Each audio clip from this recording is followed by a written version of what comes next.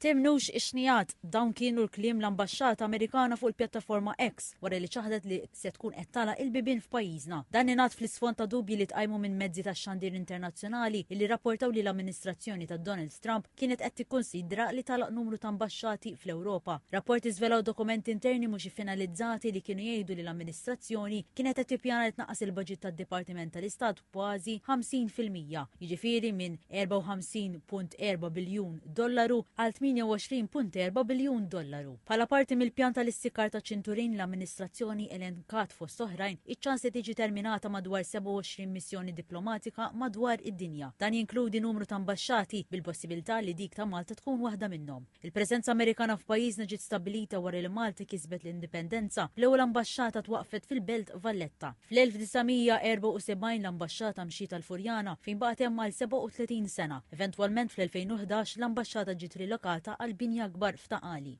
L-Ambaxxata Amerikana ta' pajjiżna kjarifikat li minkejja dubji li tqajmu dwar il-futur tagħha se tibqa' topera u tirrappreżenta b'unur lil poplu Amerikan. B'reazzjoni għal dan il-Partit Laburista laqab b'sodisfazzjon id-dikjerazzjoni tal-Ambaxxata għalli din id-dikjerazzjoni turi laqal tal-Gvern Laburista li ma waqax għan-nassa tal-għajdut u ma rikorrix għall-alarmiżmu. Il-Partit Laburista qal li huwa ta' dispjaċir li dak li ġie ppreżentat mill-Oppożizzjoni bħala pass kbir lura fir-relazzjonijiet bejn Malta u l-Istati Uniti illum ħareġ li ma kien xejn għajr għajdut. Aktar kmieni il-Partit Nazzjonalista sprima tħassib dwar dawn ix-xijat u qal li din l-aħbar tkun espressjoni ta' sfiduċja għal Malta.